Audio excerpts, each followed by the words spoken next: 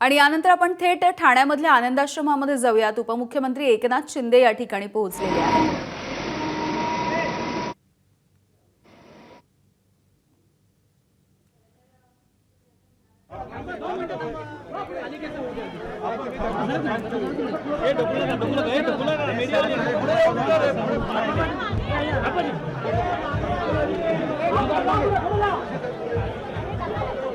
रवींद्र फाटक यांच्या विजयाचा जल्लोष हा ठाण्यामध्ये सध्या साजरा केला जाणार आहे आणि त्या निमित्ताने सध्या ठाण्यामध्ये उपमुख्यमंत्री एकनाथ शिंदे पोहोचलेले आपण पाहतोय।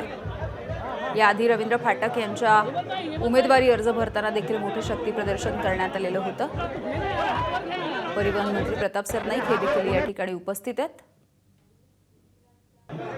आनंद आश्रमामध्ये सध्या शिंदेंच्या शिवसेनेचे नेते आणि अनेक कार्यकर्ते सध्या उपस्थित असलेले आपण पाहतो आहोत।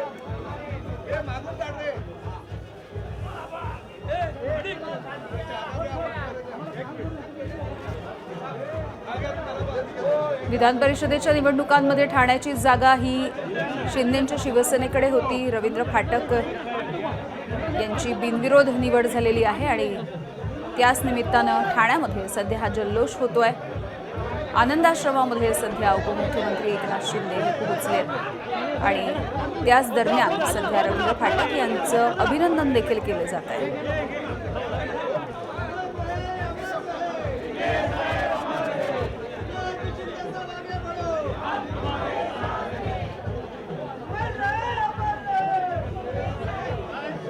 अक्षय भाटकर आमचे प्रतिनिधी आपल्याला या संदर्भातली अधिकची माहिती देतील। अक्षय,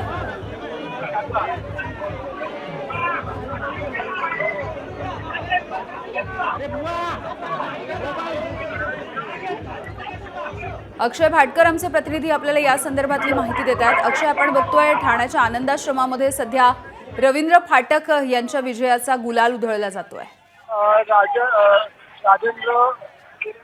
रवींद्र फाटक यांच्या एकूणच जल्लोषासाठी इथे आलेले होते। त्याच्याबरोबरच इथे प्रताप सरनाईक देखील आलेले होते आणि आज हा जल्लोष केला जातोय कारण की ठाणे पालघर ही जी विधान परिषदेची जागा होती त्या जागेवर बिनविरोध निवड झालेली आहे रवींद्र फाटक यांची आणि त्याच्यामुळे आज हा जल्लोष करण्यात गेला। खरं म्हणजे काल हा जल्लोष होणार होता, मात्र काल एका वरिष्ठ शिवसैनिकांचा अकस्मात मृत्यू झाला, त्यामुळे कालचा जल्लोष हा टाळण्यात आला होता।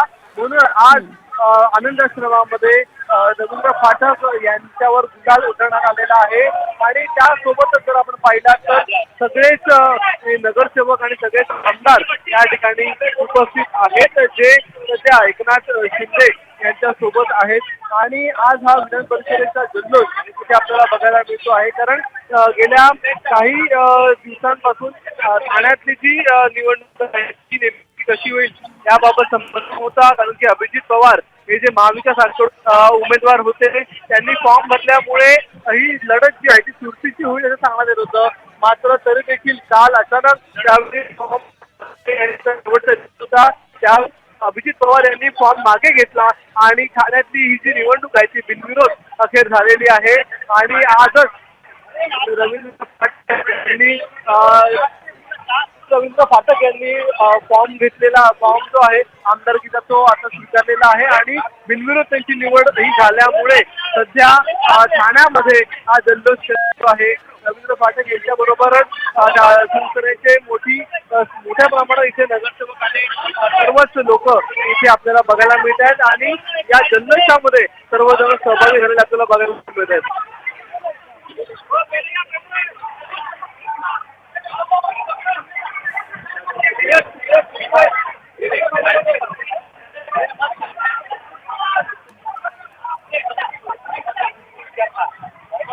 तर एकनाथ शिंदे आणि रवींद्र फाटक हे सध्या आपण आनंदाश्रमामध्ये बघतोय आणि रवींद्र फाटक यांची विधान परिषदेच्या जागेवरती बिनविरोध निवड झालेली आहे आणि याच निमित्ताने सगळे शिंदेंच्या शिवसेनेचे जे कार्यकर्ते आहेत आणि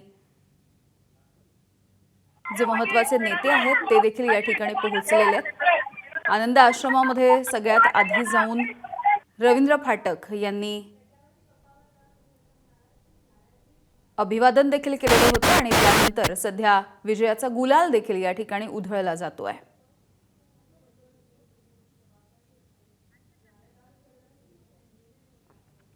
पुन्हा एकदा आमचे प्रतिनिधी अक्षय भाटकर आहेत आपल्यासोबत. आपण अक्षयला पुन्हा एकदा याच विषयीची त्याच्याकडून माहिती जाणून घेऊयात.